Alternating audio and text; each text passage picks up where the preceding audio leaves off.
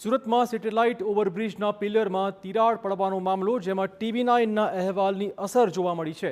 તંત્ર દ્વારા પિલરનું તાત્કાલિક રિપેરિંગ કામ શરૂ કરાયું છે.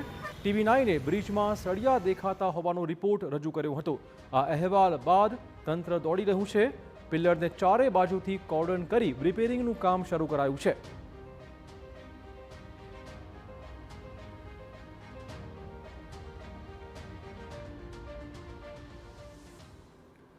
સુરતમાં ધારાસભ્ય કુમાર કાનાણીનો વધુ એક પત્ર સામે આવ્યો છે. SMC દ્વારા દબાણ હટાવવાની કાર્યવાહી મુદ્દે મેયરને લખાયો છે પત્ર.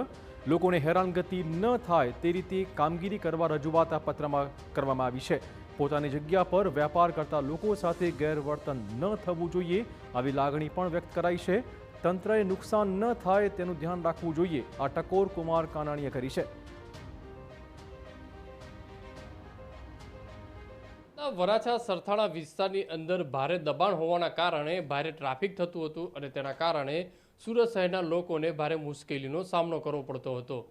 ત્યારે વરાછાના ધારાસભ્ય કુમારભાઈ દ્વારા જે પત્ર લખ્યો હતો અને તેને લઈને સુરત પોલીસ અને મહાનગરપાલિકા એક્શનમાં આવી હતી અને જે રોડના સાઈડના જે દબાણો હતા તે દૂર કરવા માટેની જે કામગીરી છે તે હાથ ધરી છે.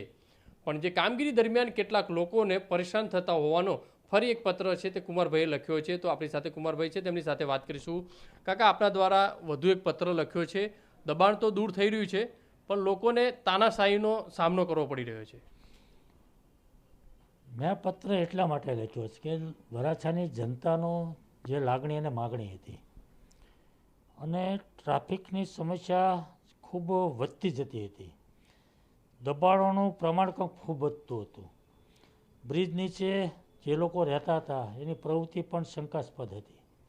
ગેરકાયદેસર રહેતા લોકો ગેરકાયદેસર ધંધા કરતા હતા. આ તમામ પ્રકારની તકલીફો દૂર થાય એવી લોકોની લાગણી અને માગણી હતી. અને એ પ્રમાણે વહીવટી તંત્રે, પોલીસ વિભાગ, મ્યુનિસિપલ કોર્પોરેશન સંકલન કરી અને આ પ્રશ્ન હલ કરવાનો પ્રયાસ કર્યો છે. ખૂબ સારી બાબત છે. આ કામગીરીનું હું આવકારું છું અને ખૂબ સારી કામગીરી થઈ છે. એટલા માટે મેં આ તમામ લોકોને, મેયરશ્રી, કમિશનરશ્રી, તમામ અધિકારીઓને મેં અભિનંદન પાઠવતો એક પત્ર લખ્યો છે. અને આ કામગીરી કાયમિક ધોરણે શરૂ રહે એવી અમારી લાગણી અને માગણી છે. પણ તેની સાથે સાથે થોડી ઘણી ફરિયાદો પણ આવી રહી છે. જે પોતાની જગ્યામાં બેઠા હોય, પોતાના ઓટલા પર બેઠા હોય, તો એવા લોકોનો પણ માલ સામાન લઈ જવો, એ લોકોને ધંધા બંધ કરાવી દેવા, એવું મને લાગે છે કે વધારે પડતું હોય છે. કોઈની સાથે અવ્યવહાર ન થાય, કોઈનું માલનું નુકસાન ન થાય, એને એવી રીતે સમજાવી અને આપણે એના પ્રયાસો કરવા જોઈએ. ઠીક છે, અનેકવાર સમજાવવા છતાં પણ ન સમજે તો આપણે કડક રીતે કાર્યવાહી કરવી જોઈએ. શું લાગે છે, દબાણથી કરતા એવું નહીં લાગતું? 100% એટલા માટે મેં ધ્યાન પર મૂક્યું છે અને હું ચોક્કસપણે માનું છું કે વહીવટી તંત્ર એ ધ્યાન પર લેશે અને લોકોને તકલીફ ન થાય એ પણ જોવું પડશે અને એની સાથે કામગીરી કરશે.